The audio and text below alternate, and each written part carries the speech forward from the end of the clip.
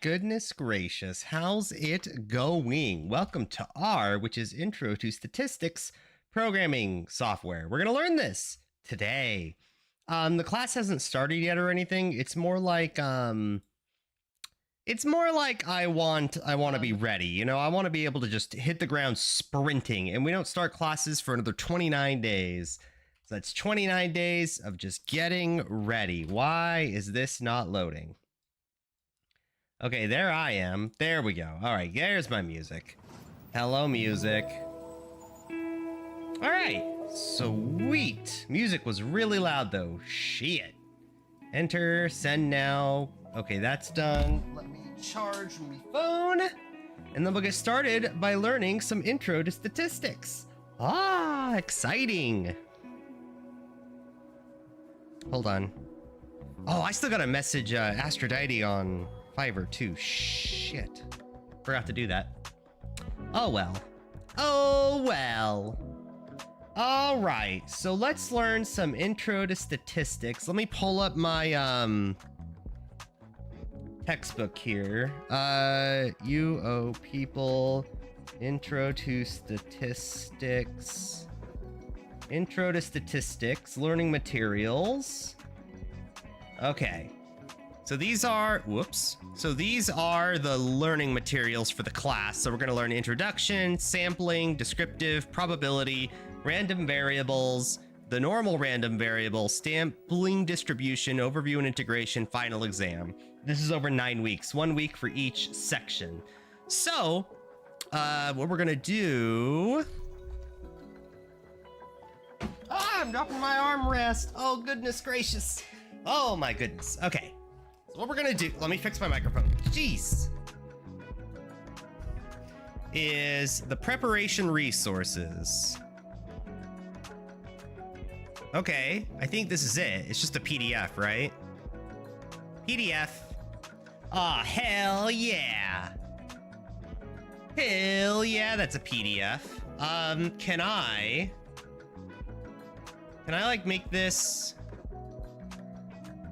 Oh, there we go. Yeah, and then this. Yeah, there we go. That's what I'm talking about. Actually, let's switch these though. There we go. Now we're cooking with fire. Can I not? Yeah, all right. There we go. And then you can see this over here. Okay, perfect. All right. Let's program. Now, can we move this over and then indent this? Can I indent this? No, I can't really. This is, oh, there we go. Hell yeah. Oh, baby. Now we're cooking with fire. There we go. So on the right, I can say you're taking a statistics course with 95% confidence. Probability. So on the right, you see the open source software R, which is statistics, like open-ended, like a university kind of programming thing.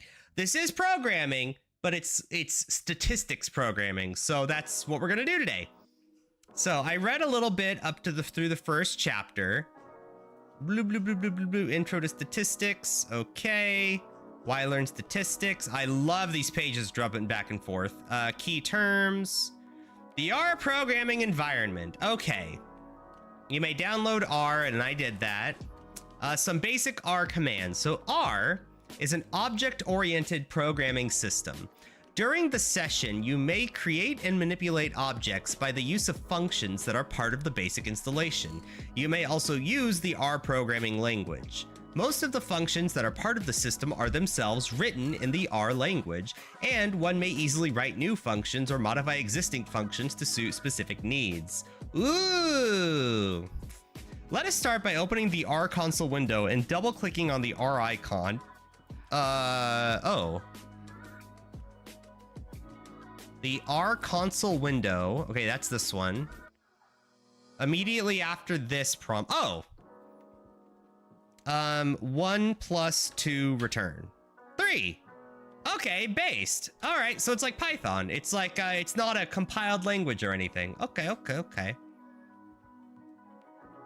The execution of the expression may produce an object. In this case, an object that is composed of a single number, the number 3. So this is an object, this integer here. Okay. Whenever required, the R system takes an action. If no other specifications are given regarding the required action, the system will apply the pre-programmed action. Okay. So let's 2Q. I just want to make like a new I don't want this. Can I scroll down? Is that possible? Can I just have a new? Stop the current computation. Okay. Copy, paste. Wow, this is very old software, isn't it? File, new script. Oh, there we go. 1 + 2. Shit, this is not what I want.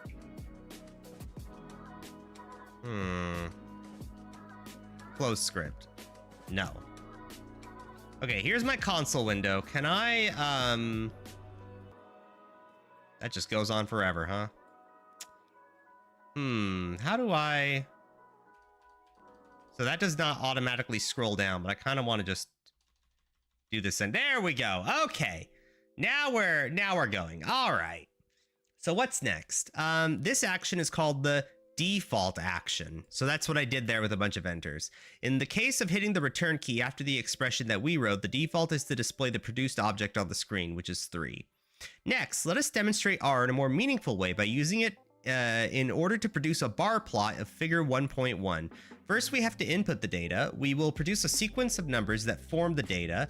For that, we will use the function C that combines its arguments and produces a sequence with the arguments as composed the sequence, right? The expression. So what do you think C is short for? I wonder why they did that. All right, C parentheses 5, 5.5, comma. Wow, this is very difficult without a number pad. 6, 6, 6, 6.5, 6.5, 6.5, comma, 6.5, comma, 7, comma, 7, comma, 8, comma, 8, comma, 9. Wow, I love data entry. At the prompt and then hit return, the result should look like this. Cool. So it automatically converts them to the floats. Okay, I got you. C equals combine. Oh, is R actually used by statisticians IRL, or is this like a learning tool more than anything else? The result should look like this. It does. The function C is an example of an R function. Math people. Wait, how does R as a programming language like rank? How does it stack? You know, how does it fight? I've never heard of it, but I only took stats in high school decades ago. Oh, well, we're gonna use it for my intro to statistics class. I actually like that too. I didn't think intro to statistics was gonna be like a programming kind of class, but apparently all of my homework is gonna be done in R. So yeah, it's programming. I like that. It's more of a mathy kind of thing, you know? A function has a name, C in this case, that is followed by brackets. That's to include the input of the function. We call the components of the input the arguments of the function, or parameters, but no, arguments, because we're not making the function. Okay. Arguments are separated by commas, normally, or normal. A function produces an output, which is typically an R object. So this output, this whole output here is an R object. Okay. Best viewers on Ural.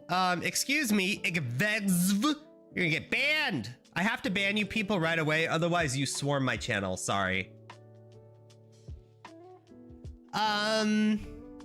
In the current example, an object of the form of a sequence was created and, according to the default application of the system, was sent to the screen and not saved. So just inputting this meant nothing happened. All it did was print it because we didn't tell it to do anything else. If we want to create an object for further manipulation, then we should save it and give it a name. For example, we want to save the, that's comforting. If we want to save the vector of data under the name X, we may write the following expression. So we're going to call it, whoops. We're going to call it my array is equal to C this text. Okay, that did it, I think. The arrow that appears... Oh, you're right! That didn't do it. Oh, shit. Oh, there's an arrow. Oh. My array. Arrow. Copy, paste. Okay, now that did it. Okay. Interesting. I wonder, interesting that it didn't give me an error. Maybe it's because... I don't know. There's probably a lot of reasons. The arrow that appears after the X is produced is typing the less than key, followed by the minus key. This arrow is the assignment operator. Okay, so instead of C, where the equal sign is the operator, that just makes you point left. All right, that's fine. Observe that you may save typing by calling and editing lines of code that were processed in earlier parts of the session. One may browse through the lines using the up and down arrows on the right side of the keyboard and use the left and right arrows to move along the line presented at the prompt. For example, the last expression may be produced by finding first the line that used the function C with the top and down arrow. Blah, blah, blah. At the beginning of the line, all one has to do is write X done and hit the return key. What? Oh, that's so cool. Oh, that's kind of cool. You just press the up and down arrow key and it just calls the whole line. Oh, that's sick. All right. Notice no output was sent to the screen. Instead, the output of the C function was assigned to an object that has the name X, in this case, my array. That's pretty standard for a console. Listen, I'm used to C++. All this shit is new for me, okay? A new object by the given name was formed and is now available for further analysis. In order to verify this, you may write X at the prompt and hit return. My array. Oh, there you go. I hate how it flips left and right here. It's kind of annoying. Save web space image. I don't think we do yet. The content of object X was sent to the screen, which is the default output. Notice that we have not changed the given object, which is still in the memory. The object X is in the memory, but it is not saved to the hard disk. With the end of the session, the objects created in the session are erased unless specifically saved. The saving of all the objects that were created during the session can be done when the session is finished. Hence, when you close the R console window, a dialog box will open. You can choose to save it. Yeah, okay. If you save the objects, then will be uploaded to the memory next time the R console is opened. Yeah, I'm glad this is describing saving and like scope. We used a capital letter to name the object. We should have used a small letter just as well, or practically any combination of letters. However, you should notice that R distinguishes between capital and small letters. Yep. Names of functions that are part of the system are fixed, but you are free to choose a name to objects that you create. For example, if one wants to create an object by the name of my dot vector. Oh, you can use dots in variable names. That's kind of cool. So, oops. So my dot array assigned my array. My dot array. Oh, neato. Okay. That's kind of cool. I don't know if I'm going to use that just because I like camel case more, but all right, based. If we want to produce a table that contains a count of frequency of the different values in our data, we can apply a function table to the object X. Oops.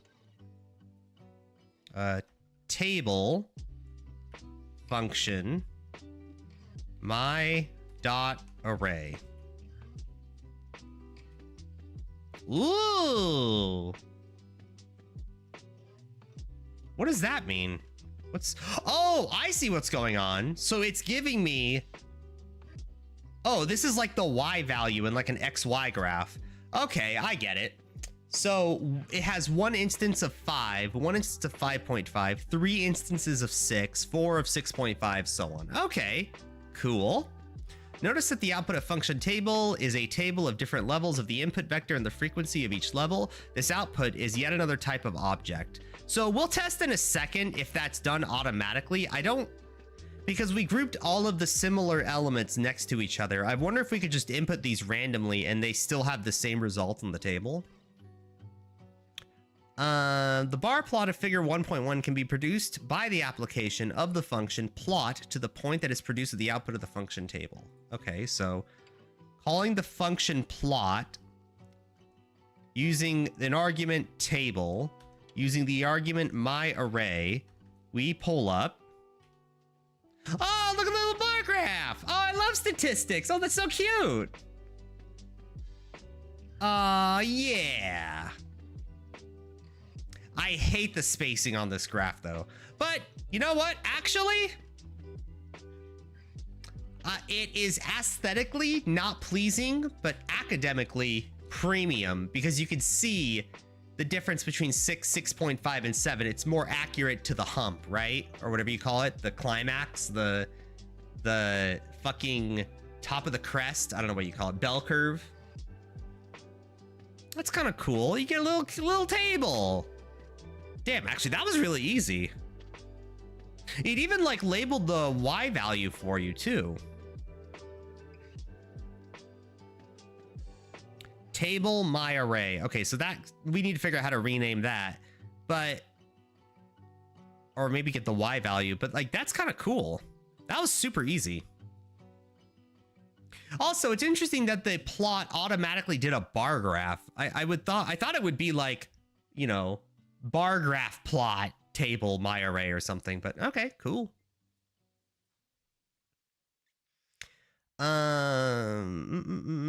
This plot is practically identical to the plot in figure 1.1. The only difference is the names given to the axis. These names were changed to figure 1.1 for clarity. Figure 1.1, by the way, is this guy, which is the same thing. Hold on. Plot. Ooh, actually, hold on. Up arrow key. So these two make the same graph, right? That's what he was saying. He just changed the Y and X value to make it more sense for like the viewer. Given that you're counting the number of each element, the bar graph makes sense. If we had a line graph data, it'd be pairs of numbers. Well, that makes sense, Buldrum, but like, how did it know? Is it because I used the table, I guess? Maybe that's why? Maybe just R is just really smart? Actually, this is really cool software. I'm enjoying this. Okay. Clearly, if one wants to produce a bar plot to other numerical data, all one has to do is replace the expression plot table X, the object X, by an object that contains other data. For example, to plot the data myVector, you may use plot table myVector. Okay, that's the same thing I just did. I just did it with myArray. Solved exercises. I've already did that off stream. It was just confirming my knowledge. Yeah, okay. It's just, I already read this off stream. I was at work and I didn't get a chance to actually do the programming language. Discuss in the forum, don't need it. Okay, well, fuck it. You guys are my forum. A sample is a subgroup of the population that is supposed to represent the entire population. In your opinion, is it appropriate to attempt to represent the entire population by only a sample? When you formulate your answer to this question, it may be useful to come up with an example of a question from your own field of interest you may want to investigate. In the context of this example, you may identify a target population which you think is suited for the investigation of the given question. The appropriateness of using a sample can be discussed in the context of the example question and the population you have identified. Okay, so first, is it appropriate to attempt to represent the entire population by only a sample? Yeah, absolutely. I'm gonna copy the example the book used, but it's a really good example. You know that when you flip a quarter, you're gonna have, ignoring externalities, you're gonna be having a 50-50 chance, right? Heads, tails. Regardless of like flipping 10,000, 30,000, 50,000, all that gets you to is closer and closer to 50-50, you know? When you flip only a couple of times, okay, you're gonna have variation, but in the long run, once you hit a certain sample size, you're gonna realize where that line is. In the quarter flips case, it's 50-50, right? So having a sample, so long as the sample is of sufficient size, it is okay to represent the entire population by it, because, you know, only sampling more just gets you to a more accurate but similar answer, you know? That's why it's okay. Now, an example, now without stealing the quarter thing, what's of my own field of interest that you may want to investigate? Well, let's think about it this way. When you play a video game, sometimes you get survey questions, but not everybody gets those survey questions.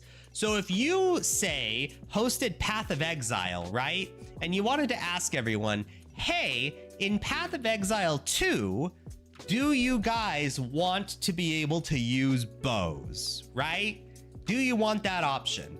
Well, when you ask that, you don't actually need to ask every single person. It's either expensive to do that, maybe it costs resources, or it's maybe not an experience you want everybody to have. You don't want new players to get asked that question. You know, you want people, seasoned veterans, if you will.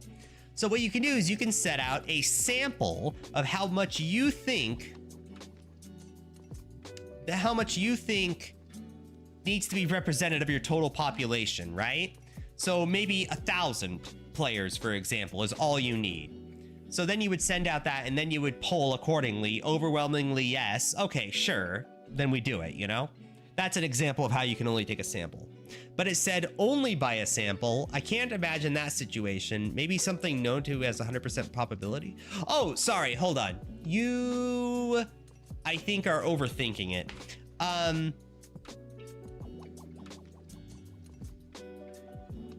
Is it appropriate to attempt to represent the entire population only by a sample? Wait, no, we're on the same page. Well, I mean, if you want like a real world example of them actually doing, or of people actually doing this, presidential elections is one. You know, if you want to know national polling, you're not going to even get anywhere close to the entire population. So it's appropriate to only use a sample to say, hey, with, you know, we asked, you know, 1,000 people, 2,000 people in this double-blind political study, who are you going to vote for, basically, right? I don't even know what double-blind means, to be totally honest with you. But you that's the thing, right? You can use that to then extrapolate and be like, oh, there you go. You now know the whole thing. But one person?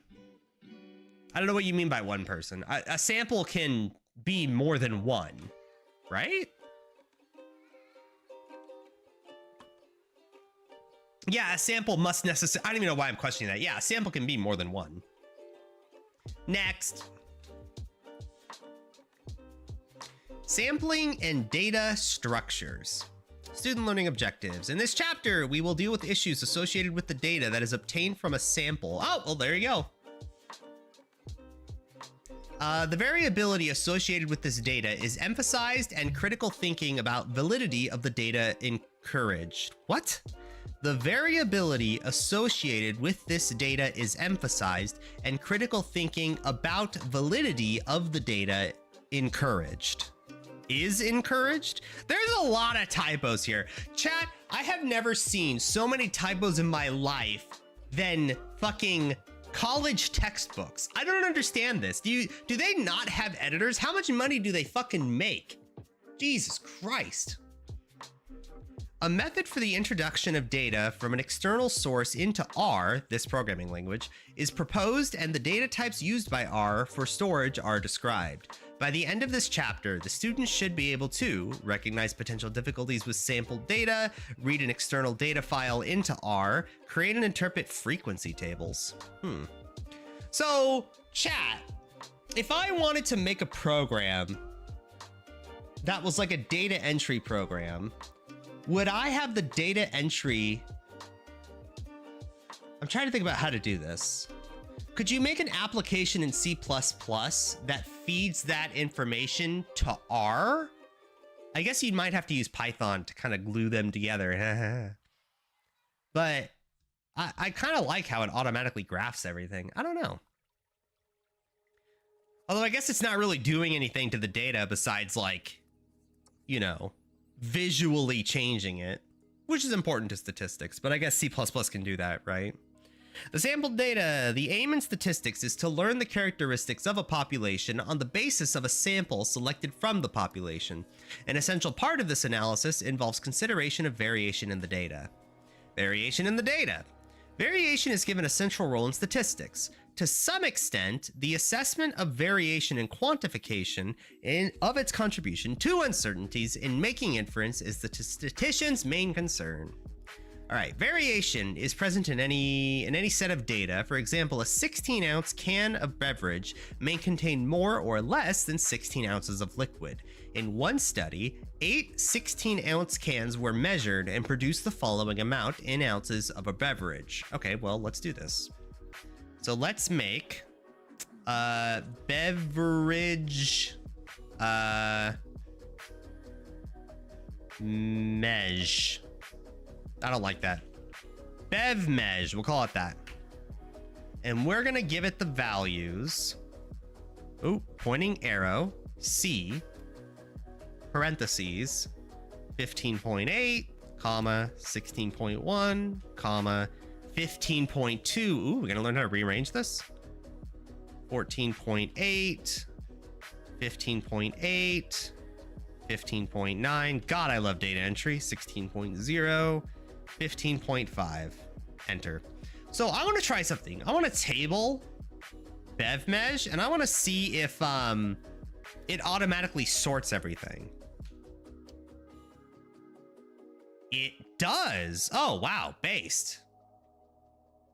You can copy from the PDF. Well, we're data entry, all right? What is chat? You have to understand, I did this shit for fucking years, okay? I had to read doctor's handwriting and type it into the computer. Data entry is like my life, all right?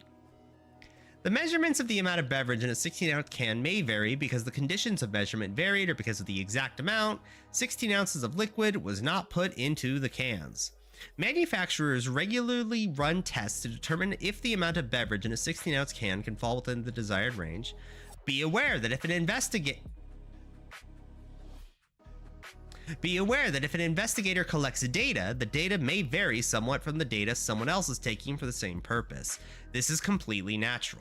However, if two investigators or more are taking data from the same source and get very different results, it is time for them to reevaluate their data collection methods and data recording accuracy. Do I have any thoughts about this? So, no, I think that's pretty expected, right? So, given the same source, data should only vary somewhat, but there should be some expected variation, right? But we can't expect it to be very different. Yeah, that's expected, right? Nobody's surprised by that. Variation in samples. Two or more samples from the same population, all having the same characteristics as the population, may nonetheless be different from each other. Suppose Doreen and... That's a Korean name. Jung? I'm gonna say Jung. Doreen and Jung both decide to study the average amount of time students sleep each night and use all students at their college as a population. Doreen may decide to sample randomly a given number of students from the entire body of college students. Jung, on the other hand, may decide to sample randomly a given number of classes and survey all students in the selected classes. Doreen's method is called random sampling, whereas Jung's method is called cluster sampling. Doreen's sample will be different from Jung's sample, even though both samples have the same characteristics of the population.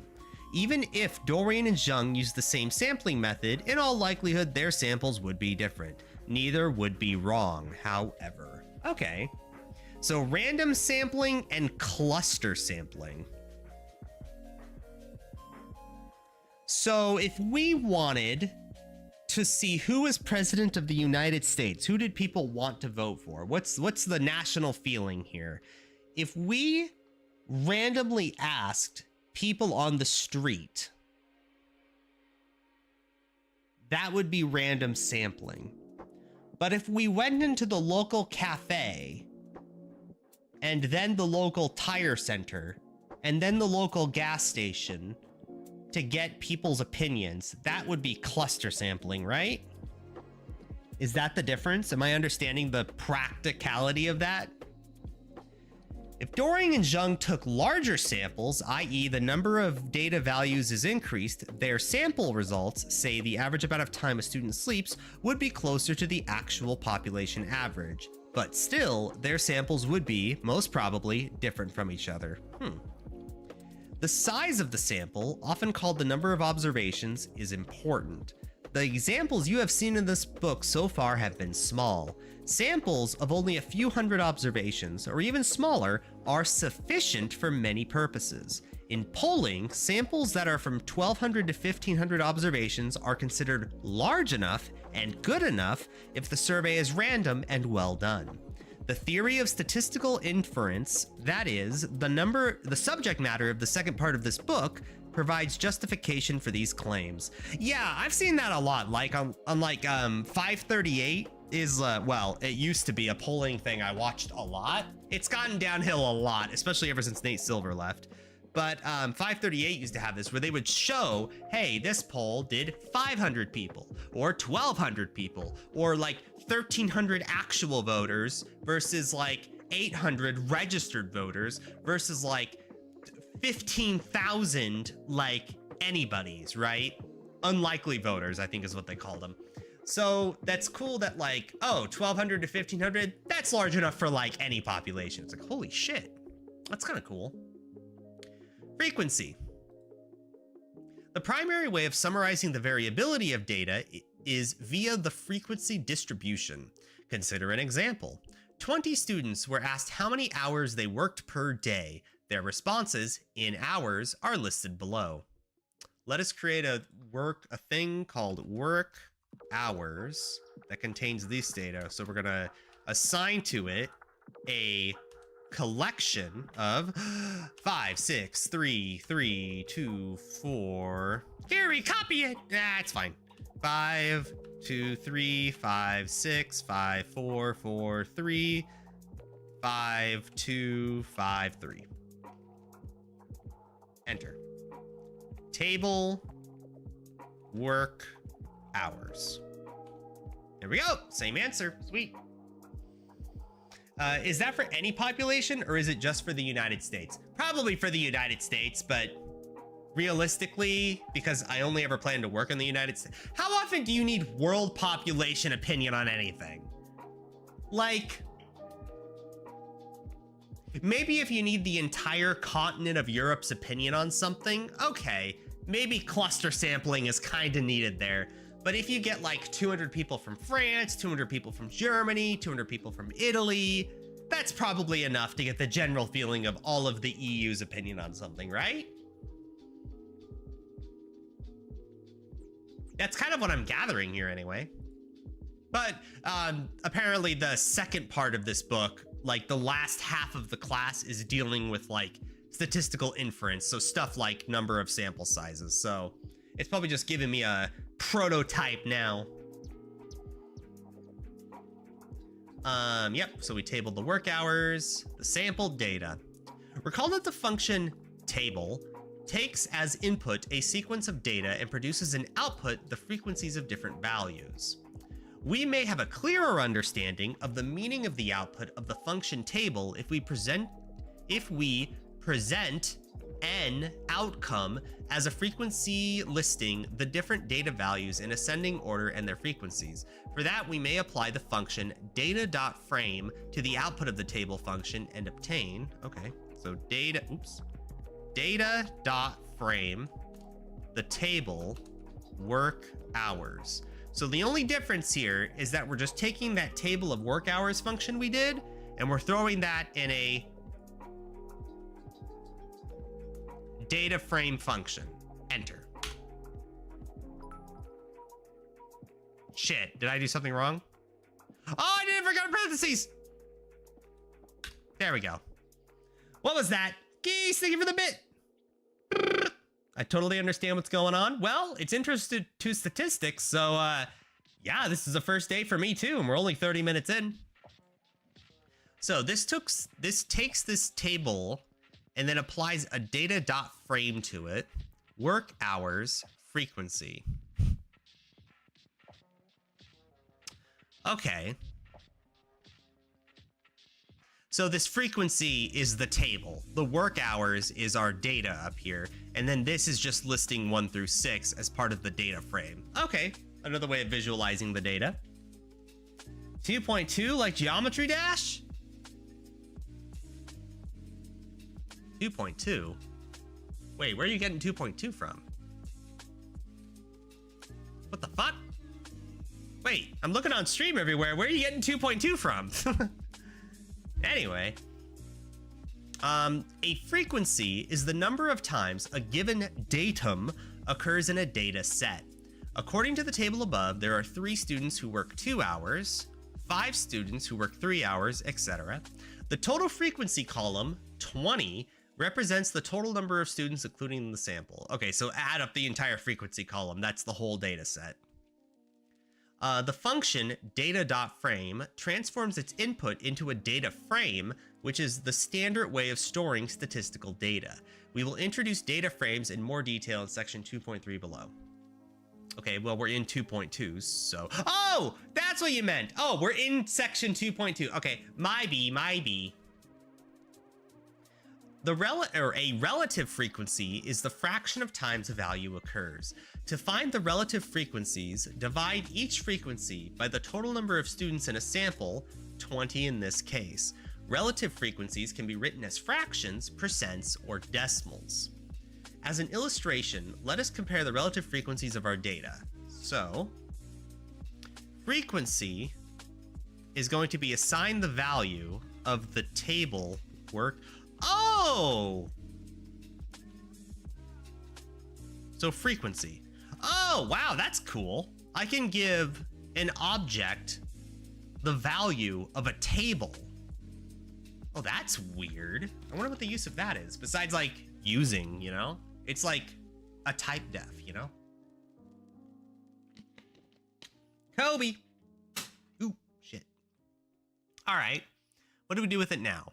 So we're gonna sum the frequency 20. So that takes this frequency value that the table gives, and then it adds it all together. Frequency divided by the sum frequency. Oh, that's cool. Oh, and it puts in like percent values. Oh, that's fucking cool. So it's just like the table up above, but now the frequency is done as a percent of the whole. Ah, that's neat. We stored the frequencies in an object called freq. The content of the object are the frequencies that the function sum sums the components as input. The sum of the frequencies is its sample size and the total number of students that responded to the survey, which is 20. Hence, when we apply the fraction sum to the object, frec, we get 20 as an output. Then we divide to get a sequence of relative frequencies. The first entry to this sequence is 3 divided by 20, which is 15%. Yeah, that is true. It is 15. Second entry is 25%. Last entry is 5%. The sum of the relative frequencies should always be equal to 1. So we can test that by going sum frequency divided by the sum frequency. And this makes 1. Huh. And I guess that's a way of verifying your data to make sure that you actually inputted everything, I guess. Although, I guess if you forget a piece of data, then the frequency wouldn't necessarily change. Well, the frequency would change, but it wouldn't like error catch it or anything. You would just be missing a piece of data. Okay. The cumulative relative frequency is the accumulation of previous relative frequencies. To find the cumulative relative frequency, add all of the previous relative frequencies to the relative frequency of the current value. Alternatively, we may apply the function cumsum to the sequence of relative frequencies. Chat, be appropriate. All right, so now we're gonna type cumsum frequency divided by sum of the frequency. and we get the same value. Oh no! It's actually adding the previous values to make it a total of 100%. Oh. What kind of table would want that? Where you would add up a total percent until you get 100%. Maybe this would be good for like...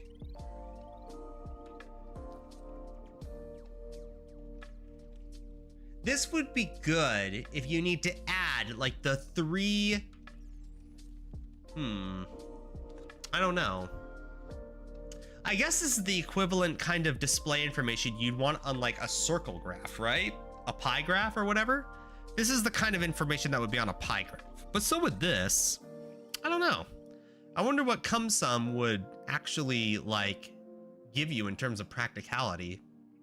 Interesting. I really want the funniest function name to be like the most common. God, I want CumSum to be like a super popular function. Observe that the cumulative relative frequency of the smallest value 2 in the frequency is 15%. The cumulative relative frequency of the second value is 3, and it just adds up to 100. 100% of the data has been accumulated. The computation of the cumulative relative frequency was carried out with the aid of the function CumSum.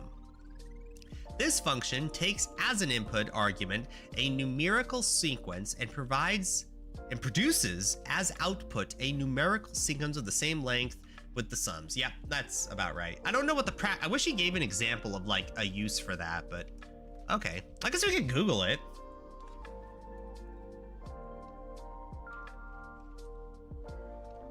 Reddit R statistics use of CumSum. What is CumSum and where it's used? It's used very frequently for general data science and analysis tasks like working out cum sales, cum revenue, cum profit, etc. For example, someone may give you sales data on a daily basis. If you wanted to produce a graph showing the cum sales over a period of time, you would... Oh, I see what that's for. That's for like, okay, I got you. I'm imagining like a line graph now, where how close are you to making it to like your quota, you know? This sale plus this sale plus this sale, have you met your quota, you know? Okay, that's an example of that. Okay, I got you. Cream Pain. I don't know what an RFC is, but we're using R for statistics. So chat, get this, okay? Get this, all right? My first real term in this college, I will be learning 3 different fucking programming languages. I'd be learning Python for intro to programming. Then I have Java for programming 1. And then I have R for intro to statistics. Isn't that funny? I don't know if that's funny or painful. Chat. Okay, chat, level with me for a second. This college gives me free textbooks, but I'm worried because all of them have typos in them. Can you guys, okay, for those of you who went to college, can you just give me the name of your textbook? Because I might just buy the fucking thing. Not from you directly, but like in general, or like maybe I can find an old edition or something. Just because I want to like confirm my knowledge with a source that's like, you know, good. Or maybe actually what I might do is I might Google like a state university's like textbook requirements, because I'm sure that's public information, and just, you know, get that book and just confirm the information is correct. I just don't want to like rely only on the free given textbook to the university I'm going to. It feels really weird when there's typos in these kind of books, you know? Critical evaluation. Inappropriate methods of sampling and data collection may produce samples that do not represent the target population. A naive application of statistical analysis to such data may produce misleading conclusions. Consequently, what does free textbook mean? So the way my university works in order to reduce costs is they can only give textbooks for classes that are given for free to the university to give out. So this textbook, by the way, is from a university in Israel, or the University of Israel. And the professor over there who wrote the book just gave it to the university that I'm going to be like, all right, you can use it for your classes. It's fine. So that's a thing. Inappropriate methods of sampling and data collection may produce samples that do not represent. Consequently, it is important to evaluate critically the statistical analysis we encounter before accepting the conclusions that are obtained as a result of these analyses. Common problems that occur in data that one should be aware of include problems with samples. A sample should be representative of the population. A sample that is not representative of the population is biased. Biased samples may produce results that are inaccurate and not valid. It's interesting that this is the first use of the term biased in statistics that I'm experiencing, and it's related to samples. Okay. I guess it's kind of, I thought this would be the kind of like intro to statistics where it's like, what does bias actually mean? But no, it's kind of, it's assuming that like, all right, you know what biased means. This is just an example of it. The thing about programming is that there are so many great free resources and some fields move so fast that textbooks can become irrelevant. Well, I get it if the programming class is like machine learning, but you know, how fast does like web development move? You know, like HTML5 and CSS are good for like a long time, you know? Like intro to statistics, like sure, R may change because this is software, but like the actual like data behind it, the ideas, the you know, the examples. LOL web dev, you picked wrong one, mate. I don't know. I still gotta learn this shit. Data quality. Avoidable errors may be introduced to the data via inaccurate handling of forms, mistakes in the input of data, etc. Data should be cleaned from such errors as much as possible. Self-selected samples. Responses only by people who choose to respond, such as call-in surveys, that are often biased. What? Responses only by people who choose to respond that are often biased. Oh God, it's happening again. Oh Jesus. Okay. Responses only by people who choose to respond, such as call-in surveys, are often biased. Okay, gotcha. I wonder why. Why is it that self-selected samples, people who choose to respond, are often biased? I wonder why that actually is. I'm sure they're going to talk about it next page, but let's think about that. I guess, oh, now I know more. My university didn't have that concept at all, for better or worse. You don't have the book, rip bozo, rest in peace. Yeah, basically. I don't want the free textbook to be the only book, you know? I really don't want that to be the case, but I should have plenty of time at work to read whatever book's required. So let's think about this. Let's use an example, right? Let's say we polled VTubers and we're like, okay, VTubers, who out there has the best VTubing model? If we have a call-in survey where VTubers themselves go out there on their own behalf to vote in this survey, that is going to produce a different result than if I, the poller, got in front of every VTuber's face and was like, hey, what's your opinion on this, right? These are going to be producing results where the call-in survey, where they opt to go in themselves, are often biased. But I guess that doesn't really answer why that is. I'm interested to read more about that.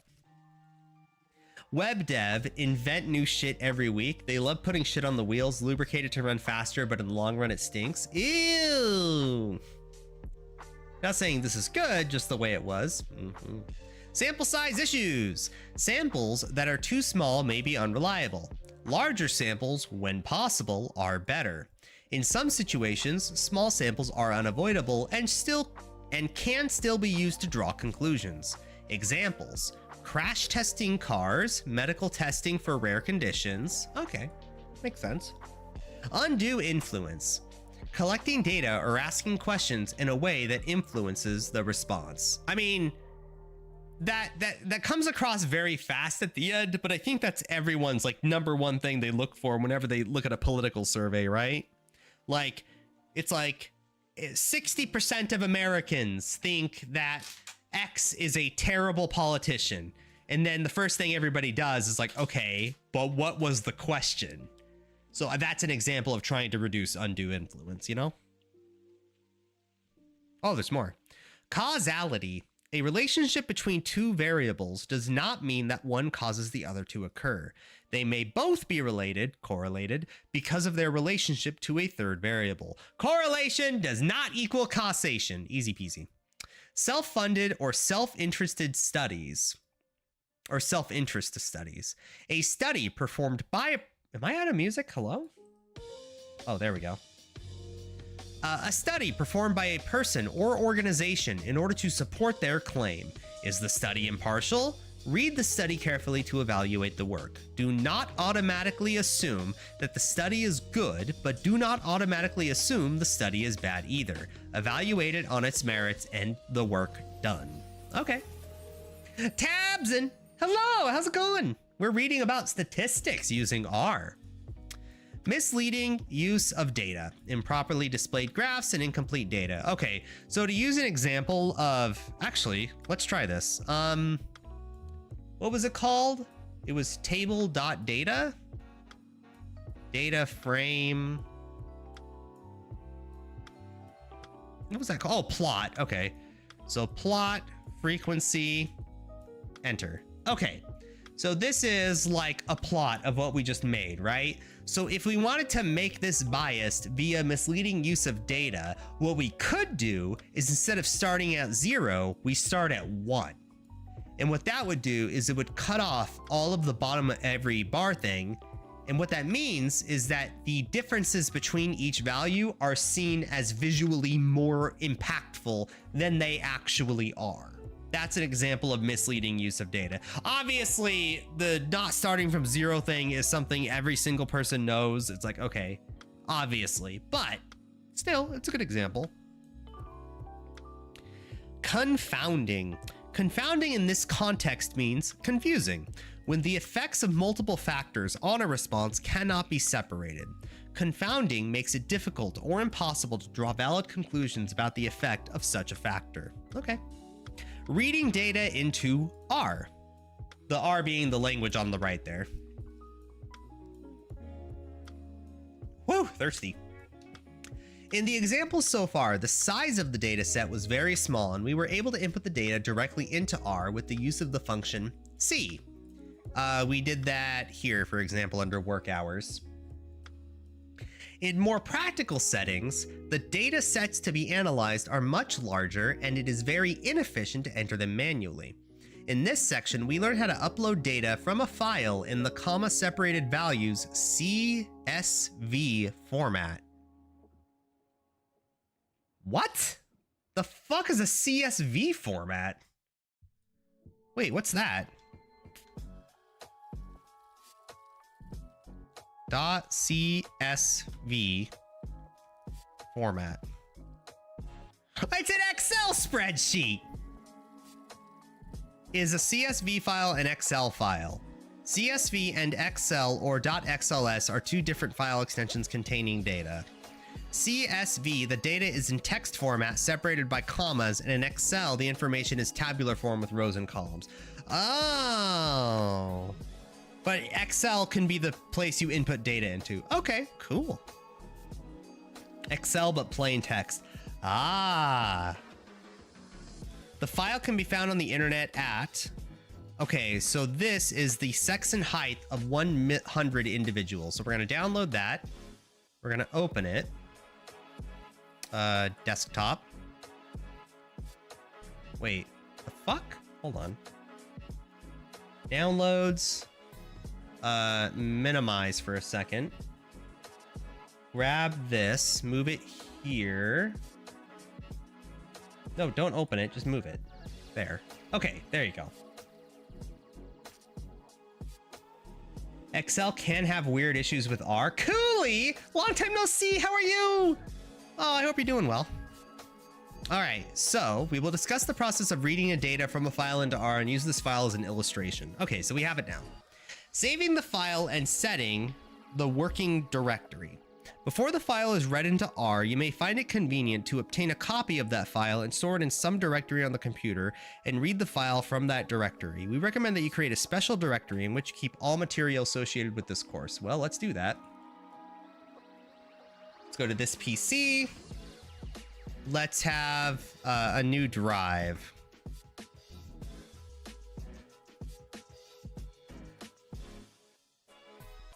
How do I add a drive? How do I make a drive? Am I dumb?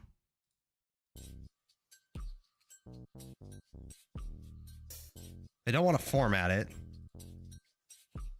Can I not just right-click new drive, or do I have to like make a virtual drive? I thought that was just something I can do. Well, I get that, Cooley. I understand that I don't have to, but I want to for all of my homework. Basically, I want everything like homework assignment-wise to be on its own drive on my computer. That way, if I want to upload something to Google Drive, I can just be like, boom. Looks like you can connect R to an SQL database. It would be fun. Well, when we take database 1 for SQL, that's a first year course, I think. So probably in 6 months, we're learning SQL anyway. Windows is fixated on drives being physical. Oh, really? I thought I could make like a virtual drive in like 2024. Okay. Not according to plan. Okay. I guess I could just make a... Can I really not have a virtual drive? Shut the fuck up. I know I can. Hold on. Virtual drive. Windows 10.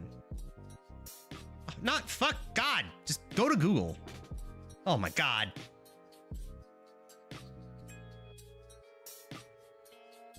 What is a virtual drive? A drive, but it's virtual. Windows 10, how to make a new drive. Create and format a hard disk partition. Open the control panel, admin tools, computer management, disk management, right-click unallocated space on your hard drive, choose new simple volume option, collect the size for your drive. Okay, so we're just gonna take a bit of our old drive and add it to a new one. So control panel, admin, add administrative tools option.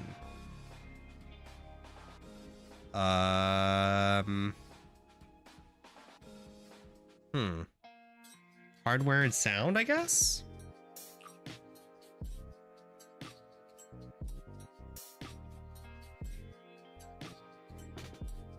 Command subs W users Gary documents your folder. That's new, I guess. Oh, is it?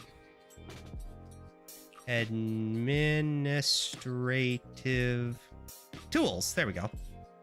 Administrative tools, computer management, defragmentation. Oh my God, what is this? 2011? No, earlier than that. 2008? Computer management. Okay. Disk management. Right here. Okay, so there's our disk. Right click on the unallocated space on your hard drive, which is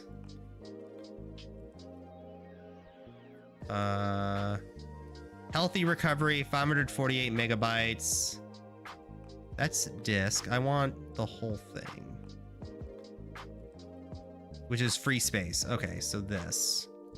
That's called...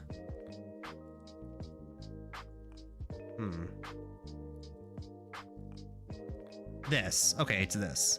So right click. This. Choose new simple volume option.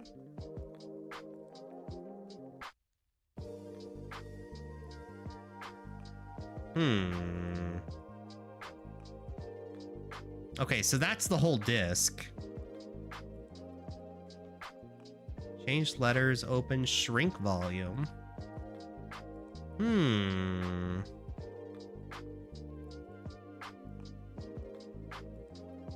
You don't have unallocated space. You'd have to shrink your main partition. You don't want to do that. You would have a gray rectangle to the right of those, blue for unallocated. Oh, so everything's allocated on my hard drive. Fuck! Okay, so that's not the way to do this then, huh? Damn, I was kind of hoping to have like a whole drive just for that, but I don't want to have to like, can I not make a virtual drive?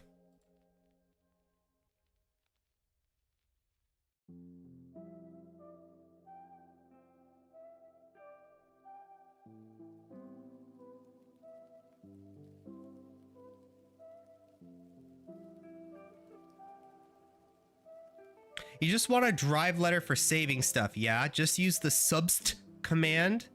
It turns a folder into a drive letter. Ooh, that's kind of hot. Okay, Moldrum. Do what Moldrum talked about earlier. All right, let's do it. Sorry, I didn't realize that's what you were saying. I thought you were just saying make a folder. Okay, so you're saying bring up the... Oh, God. So bring up the command menu. So here, we're going to have... So subst... I'm assuming I'm just typing it here. Subst... W... colon...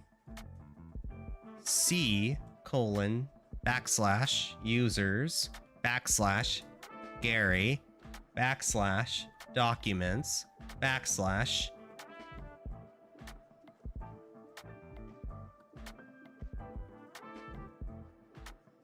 Do I call it your folder, you think? Replace W if you want a different letter? No, that's fine. I'll use W.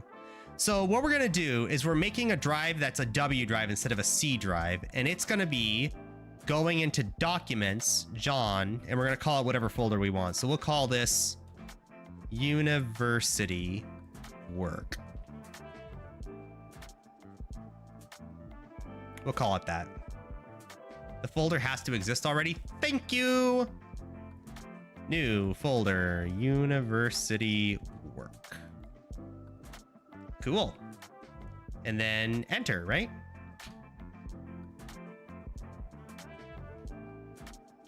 Did it work? Oh, there it is. Oh, that's so cool. Oh, shit. And then I'm assuming whatever is saved here. So if we go new text document test, and then we go back to our C drive, or back to our documents. There it is. Oh, that's so cool. I didn't know you could do that. Thank you. Oh, that's so sick. It's purely an alias. Hey, I'll fucking take it, boys. Oh, shit. Okay. Well, let's delete that.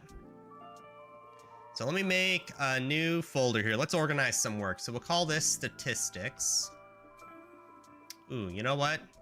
Intro to statistics. New. You know what? Rename. No. Rename it, please. Statistics intro to. Boom. Genius. New folder. We're gonna call this Math College Algebra. New folder. Man,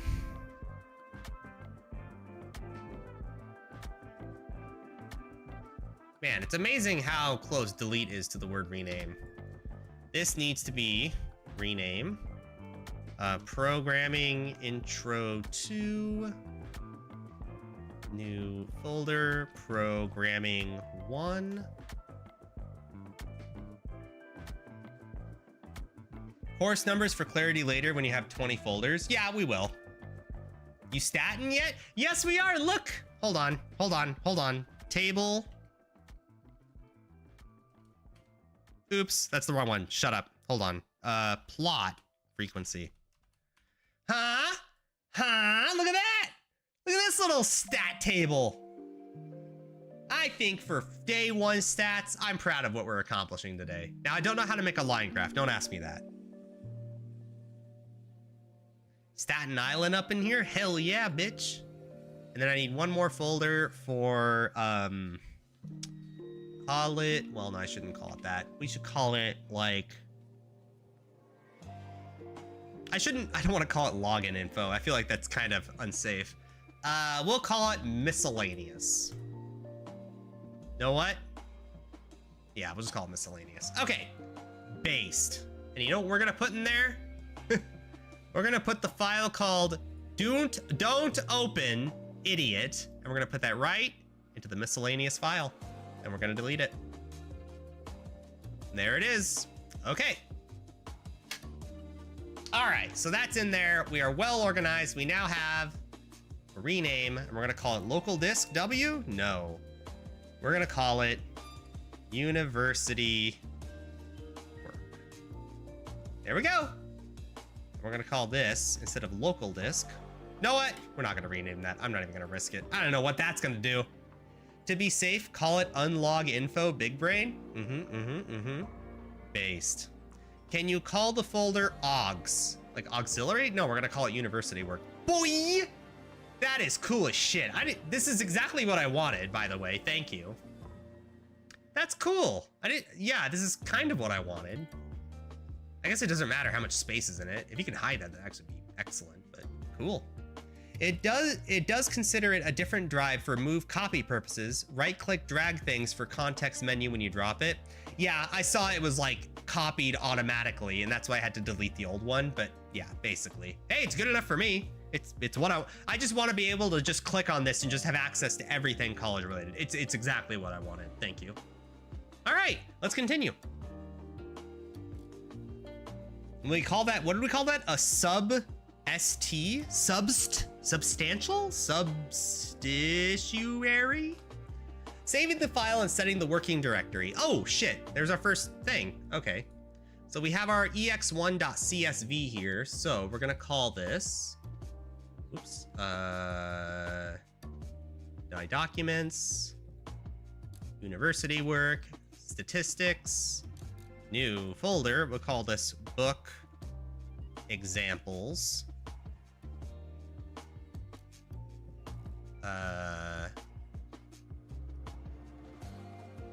We're gonna move this here. It does automatically copy it, so we'll delete the old one. We'll call it rename, because I'm sure we're gonna have a lot of test CSVs. We'll call this test.csv, because I'm sure that's gonna get replaced a lot. Sweet. Substitute. Oh, sweet. Drag one disk to another. What happens? By default, it creates a shortcut. Oh, sweet. I didn't know what would happen. Oh, you could say it makes a pointer to the original file system. Huh? Huh? Programming? Huh? Files in the CSV format are ordinary text files. Yeah, what does it actually look like? I never actually looked at the .csv file. Notepad. Oh, that's horrible. Holy shit. Oh my god, imagine that data entry. Fuck me. ID, sex, height. Oh, Jesus. Okay. Shortcuts were the metaphor I learned when learning pointers. Oh, it looks like. They can be created manually, or as a result of converting data stored in a different format to this particular format. A convenient way to produce, browse, and edit CSV files is by the use of the standard electronic spreadsheet programs like Excel or Calc. I'm sorry, is there a single statistician in the world that doesn't use fucking Excel? What monster uses Calc? The Excel spreadsheet is part of Microsoft Office Suite. The Calc spreadsheet is part of Open Office Suite that's fully distributed. Fuck that. The opening a CSV file by a spreadsheet program displays the spreadsheet with the contents of the file. The value stored in the cells of the spreadsheet may be modified directly. However, when saving, one should pay attention to save the file in the CVS format. What? You mean CSV? I was right. CVS is a pharmacy. Dude, typo. That's a big typo too. Someone on Linux with no Excel? Motherfucking virtual machine. Similarly, New Rite Aid files may be created by entering the data in an empty spreadsheet. The first row should include the name of the variable, preferably as a single character string with no empty spaces, the blah, blah, blah. We already read all this. When saving, save by name. Yep. After saving the file with the data in the directory, R should be notified where the file is located in order to be able to read it. The simple way of doing so is by setting the directory with the file as R's working directory. The working directory is the first place R is searching for files. Files produced by R are saved in that directory. In Windows, during an active R session, one may set the working directory to some target directory with file change dir ... dialog. This dialog is opened by first selecting the option file in the top left thing. Selecting the option of change dir. Oh, there we go. So we're gonna go university work, statistics, book examples, select. All right, we did that. Rather than changing the working directory every time that R is opened, one may select directory, R's working directory on opening. Again, we demonstrate how to do this on the XP Windows operating system. Oh my God. What? Oh my God, this was made for XP? Oh, Jesus Christ. Oh my God, I need a new book. Man, poor statisticians, you guys are using R from fucking XP era, huh? The R icon was added to the desktop when the R system was installed. The R console is opened. Must be an NT misspell? Oh, geez. By double-clicking on this icon, one may change... Hey, I had Windows ME growing up, so let's not complain too much, all right? One may change the properties of the icon so that it sets a directory of choice. Yeah, we did that. In order to do so, click the icon at the right bottom. I can do this later.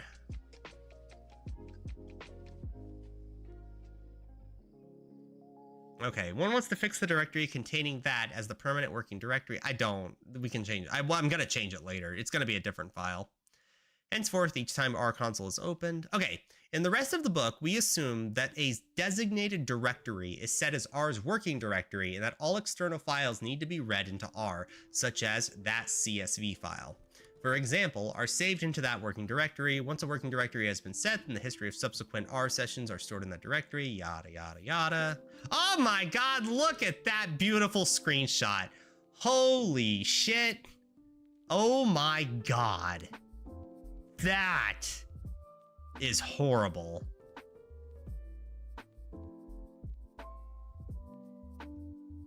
Is that why you aren't using RStudio? I'm gonna be honest, Cooley. I didn't even know that was a thing. Honestly, have Python 2.7 stuff to deal with still? I honestly have 2.7 Python stuff to deal with. I think my Python Intro to Programming class screen pane is Python 2. Just from all the examples it gave, it's Python 2 stuff. So it's like, well, that's my life. Yeah, I learned R in my stats class. Ooh. It did say the version was from last month, so it's still supported at least. Yeah, I downloaded the newest one. Okay, the R console is opened. Reading a CVS file into R. Now that it's not a brag, just ignore the old shit. Reading a CVS file into R. Now that the copy of ex1.csv is placed in the working directory, we'd like to read its content in R. Reading of files in the CSV format can be carried out with the R function read.csv. To read the file in the example, we read the following test code in the R console window. So x.1 is test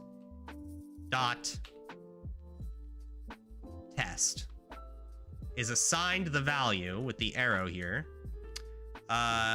Read.csv function quotes test.csv end quotes and parentheses.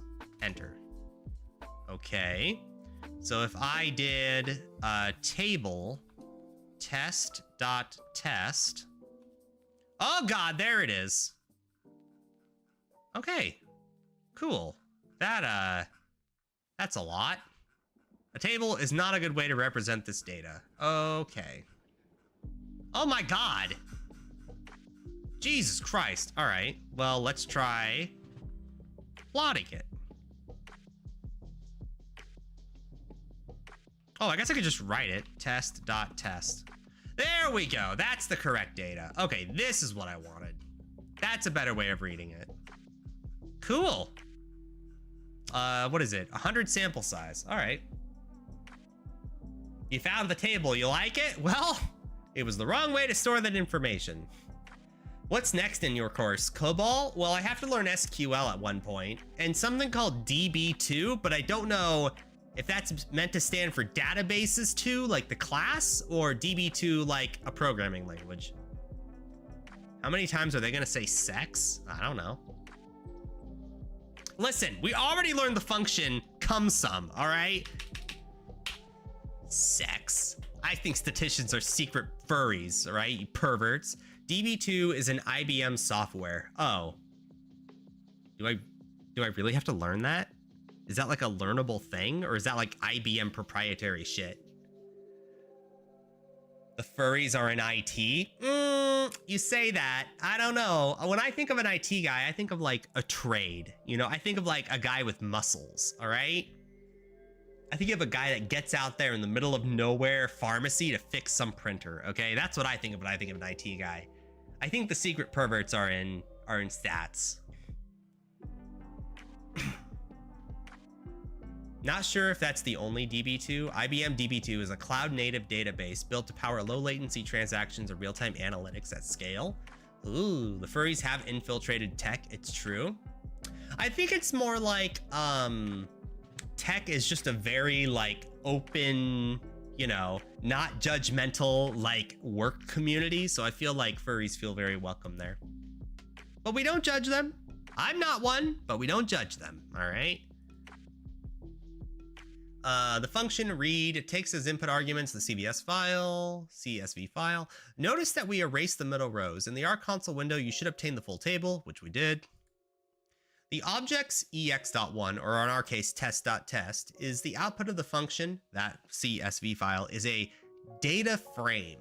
Data frames are the standard tabular format of storing statistical data. The columns of the table are called variables and correspond to the measurements. In this example, the three variables are ID, sex, and height. When the values of the variables are numerical, we say it is a quantitative variable or a numeric variable. On the other hand, if the variable has qualitative or level values, we say it is a factor. In the given example, sex is a factor and height is a quantitative variable. Okay. Okay, Mr. I have a goo sona. What? I don't. All right. I am a goo boy. All right. I'm not. It's not a sona. I am what I am. All right. The rows of the table are called observations and correspond to the subjects. In this data, there are 100 subjects with the subject number 1. For example, being a height, a female, which is this one, a female with height of 182 centimeters and identifying number that. Subject number 98 is a height of 195, ID number that. Okay. Data types. The columns of the R data frames represent variables. R associates with each variable a type that characterizes the content of the variable. The two major types are factors, the type is factor, quantitative data, the type is numeric. Factors are the result of categorizing or describing attributes of a population, hair color, blood type, ethnic group, a car a person drives, the street a person lives on, are examples of qualitative data. Qualitative data is generally described by words or letters. For instance, hair color might be black, dark, brown, light brown, blonde, gray, red. Blood type might be AB+, O negative, or B positive. Qualitative data is not as widely used as quantitative data because many numerical techniques do not apply to qualitative data. For example, it does not make sense to find the average hair color or blood type. You can find the most common hair color or the least common blood type, but you can't find the average. It's like, you can't do that. Gary cannot be qualitatively described as periwinkle. Not yet. Basically, it can be measured. It's quantitative.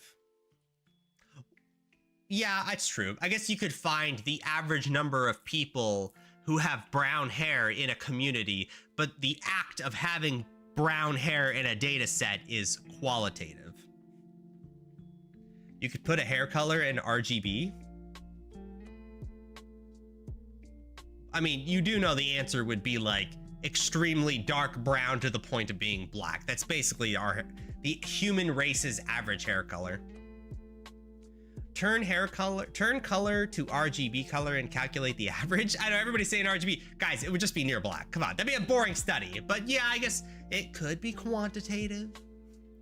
In quantitative data are always numbers and are usually the data of choice because there's so many methods available for analyzing such data.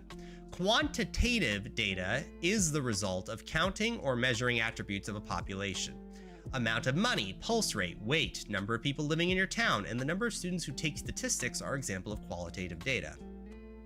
Qualitative data may either be discrete or continuous. All data that the result of counting, All data that is the result of counting is called quantitative discrete data. Are we really using the plural for R for data? Like, all datas that are the result of counting are called. I don't know, it just feels, shouldn't be like all data that is the result of counting is called quantitative discrete data. I feel like it's always singular, but I don't know. Maybe this Israeli professor knows more about English than me. Data is plural? Datum is singular. Singular data is datum? What? Data is plural, duh. My favorite character from Star Trek is Data. Data are many. Nah, I don't believe you guys. Data is singular. These data take on only certain numerical values. If you count the number of phone calls you receive for each day of the week, you may get results such as 0, 1, 2, 3. On the other hand, also, I think the first English class I have to take is world literature, and I really, god damn it. World literature? Do I really need to read an Arabic book? Can't I be a little bit uncultured? Send Goo Boy to elementary school? Oh, come on, chat. Don't hate, appreciate. Data is singular, all right? On the other hand, data that are the result of measuring on a continuous scale are quantitative continuous data. Assuming that you can measure accurately, measuring angles in radians may result in the numbers pi divided by 6, pi divided by 3, pi divided by 2, pi, 3 pi 4, etc. If you and your friends care, this is just angles in a circle. If you and your friends carry backpacks with books in them with school, the numbers of books in the backpacks are discrete data and the weight of the backpacks is continuous data. Okay, makes sense. Data sample of qualitative data. The data are the colors of backpacks. Again, you sample the same 5 students. Okay. Oh, chat, Jesus, statistics is just, it drags on. Oh my god, I get it. Quantitative data, qualitative data, continuous, fucking discrete. All right, I understand. What do you want from us? A link to Latin grammar where it shows how data is plural? But it's like... Okay, chat, let me put it another way. Let's take the word colossi, okay? You don't say the colossi are chasing us. You say the colossi is chasing us, right? Even if it's plural, you say is. The colossi is chasing us. The colossi are chasing us. You don't say are. No, you'd say are. No, that's just wrong. You guys are wrong. Shut the fuck up. Oh my god. Chad, do I have to prove you wrong with Google again? The colossi is chasing us. No correction. The colossi are chasing us. Fuck.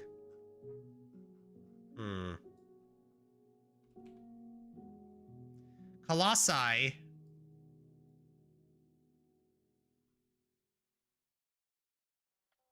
Okay, that's one example. Shut the fuck up, chat. That's one example. The meaning of colossus is, okay, well that's plural. Colossi sizes in game.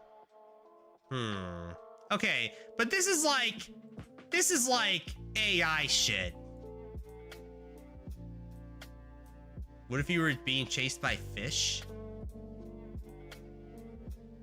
Is data singular or plural? When discussing whether or not a set of data indicates a particular outcome, which form is correct? The data don't or the data doesn't indicate that outcome. The data does not sounds more correct. Technically, data is a plural noun. It is a plural form of the noun datum. However, it is used with both singular and plural verbs. The data show a decrease in visitors to state parks. The data shows. This is better. I know it says you can use both. This highlighted one, this is better.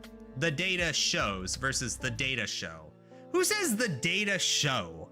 Chat, do you, seriously, would you guys ever say the data show a decrease or the data shows a decrease? It shows, it's singular. Some people consider the use of singular verbs to be incorrect or informal, but it is entirely standard. The data is accurate. The data are accurate. No, you don't say are accurate. I'm correct. Yeah, you don't say the data are accurate. Chat, none of you talks like that, okay? I got a degree. Blabberfish. Hello, I haven't seen you here before, I don't think. Hi. But you don't say, get used to hearing about data.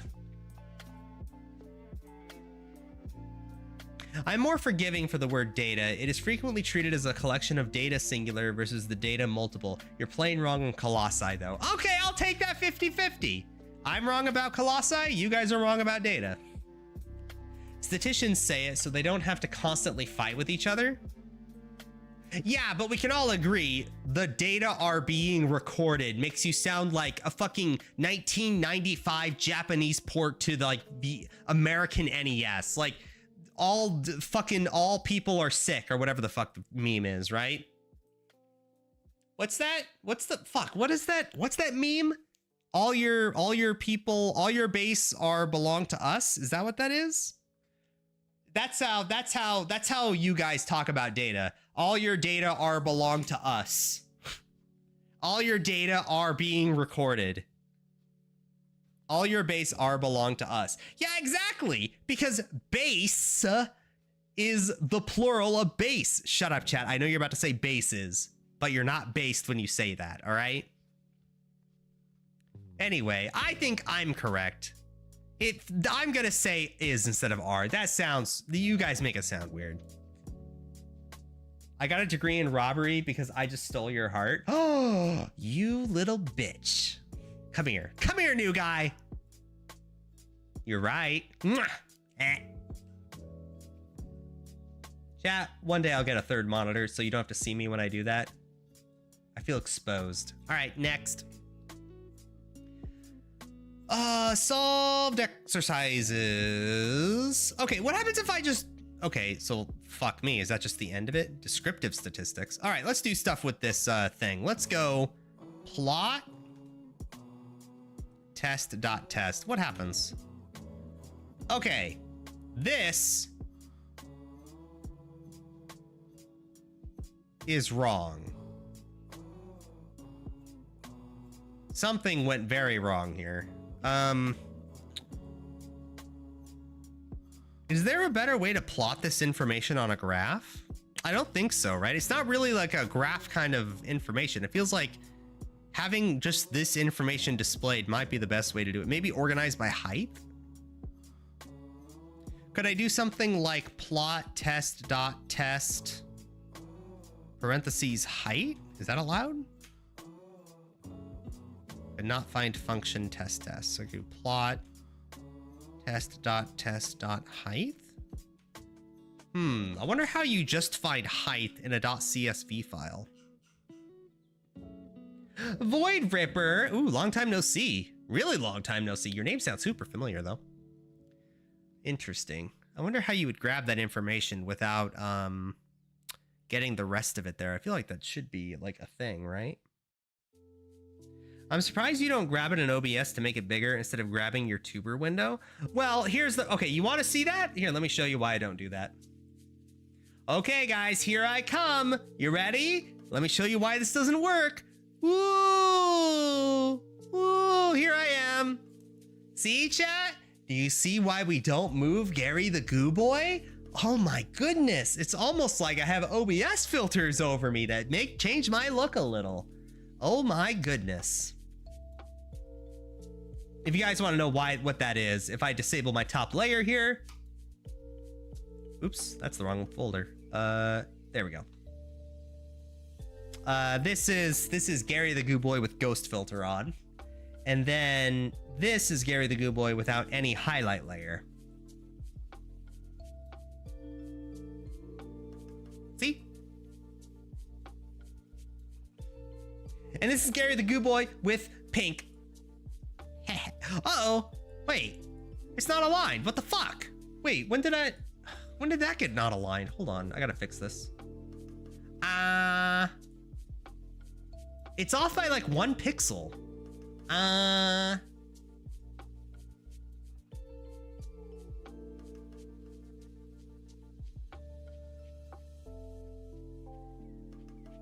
Oh, it's still off.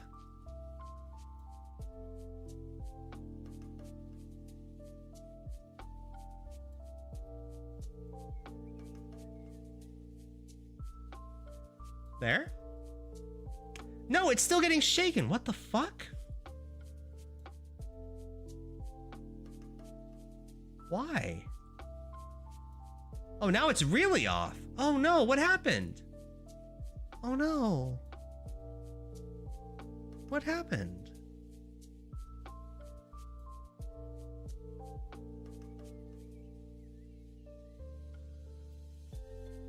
Why does it...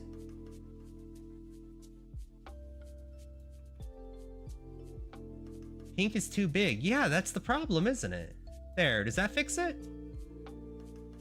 There we go. Oh, finally, we're on track now. Oh, that took forever. Okay, we're on. You know what? To celebrate, we're gonna be pink for a little bit.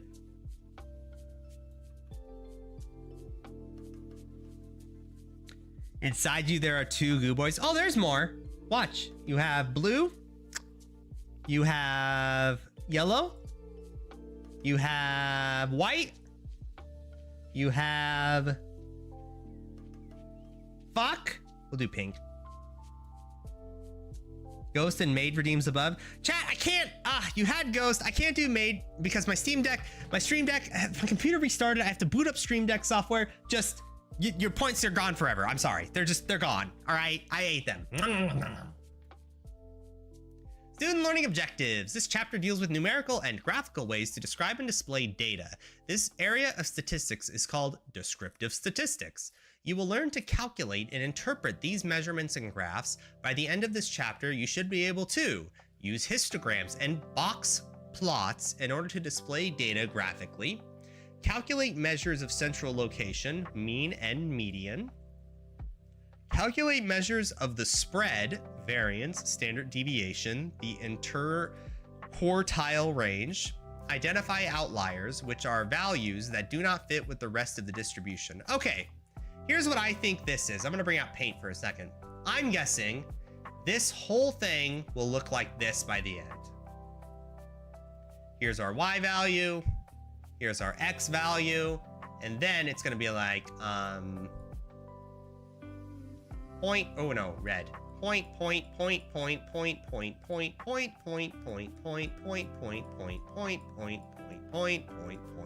and then we're gonna have to do like, where's your fucking girthy ass dick in the middle of this? And it's like, right there, or something like that, right? That's basically, I'm guessing that's gonna be what we do in the middle of this.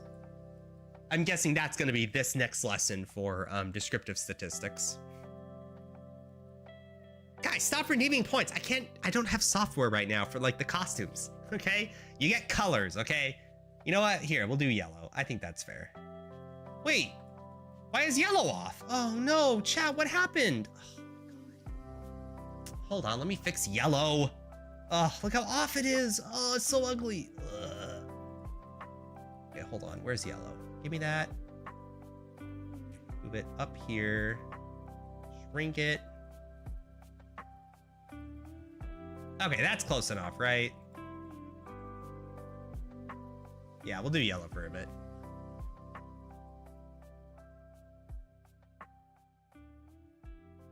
Gary, do you know what R is? Yeah, it's called being rough with your mom every night. That's what R is. Brownie man. No, it's R equals confidence. Exactly. Pirate? No. Oh, you mean R like smiley. I'm sorry. I thought you meant like I pirated the software and I'm like, it's open source. Okay, by the end of this chapter, you should be able to do all that. Displaying data. Once you have collected data, what will you do with it? Data can be described and presented in many different formats. For example, suppose you are interested in buying a house in a particular area. You may have no clue about the house prices, so you may ask your real estate. We're done with that. Let's fuck around with R. All right, we're kind of skipping a lot here just for the sake of reading. I feel like we should understand this more. So let's do this. Let's make a new text document, and we're gonna call it test2. And we're going to properties, change. Oh shit, wait, how can I make a .cvs file? Whatever, we'll just edit this one. So go into here.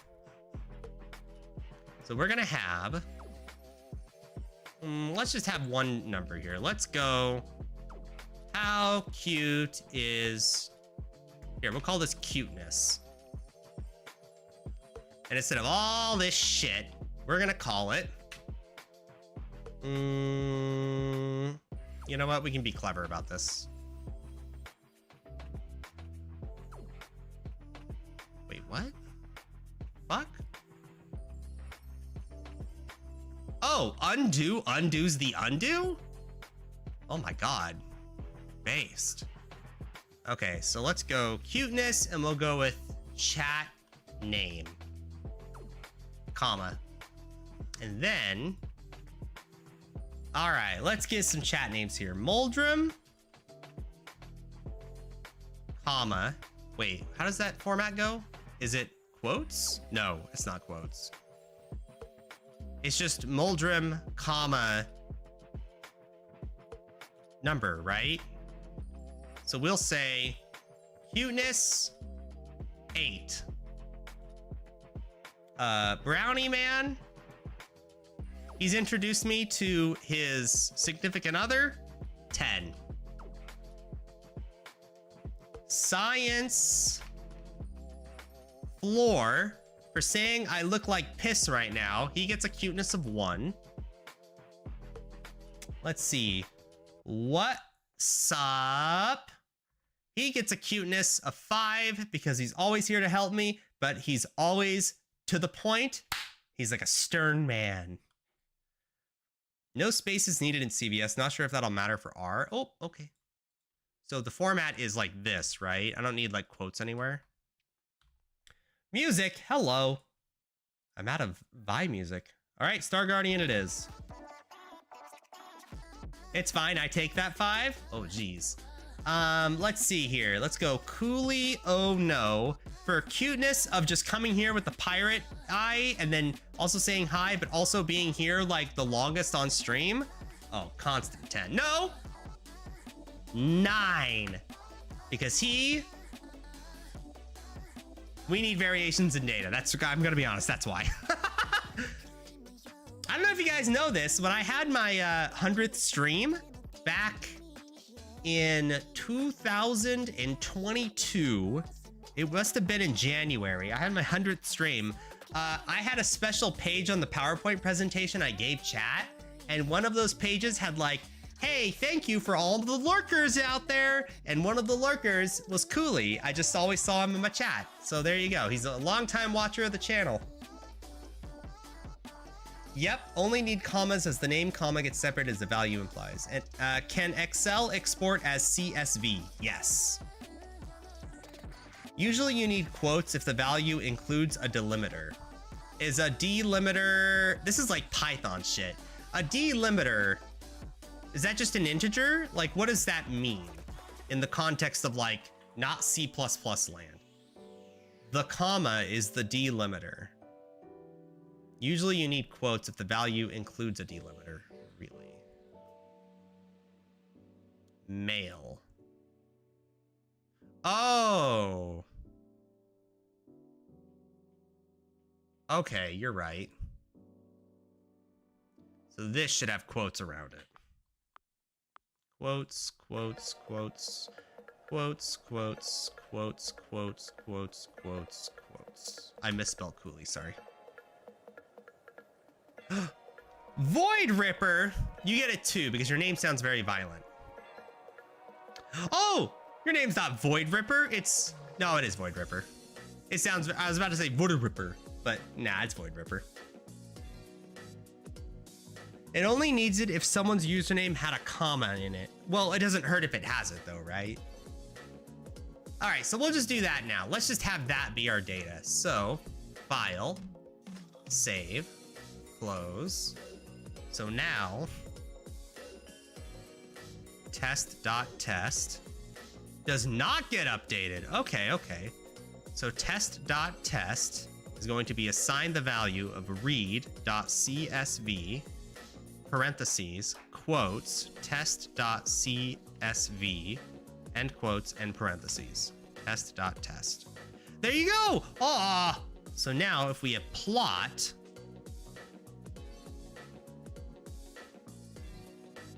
test.test, that didn't do anything. Uh-oh. Warning messages. In min-x, no missing arguments to min, returning infinity. Oh, so we need a table of test.test. Okay, so if we plot the table of test.test, that is horrific. What the fuck even happened here? Oh God.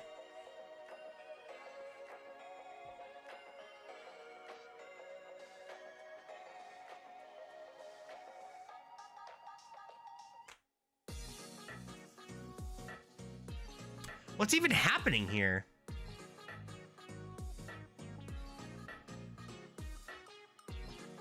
So, 10.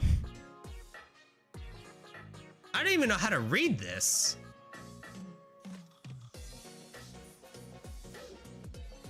It's like the block of data is the same block size for everyone, and the cuteness level, that's where it starts at. Oh, I know what happened. It's because Brownie Man has a cuteness of 10. And I think it didn't know how to measure that, so it just gave me this. Okay. Interesting.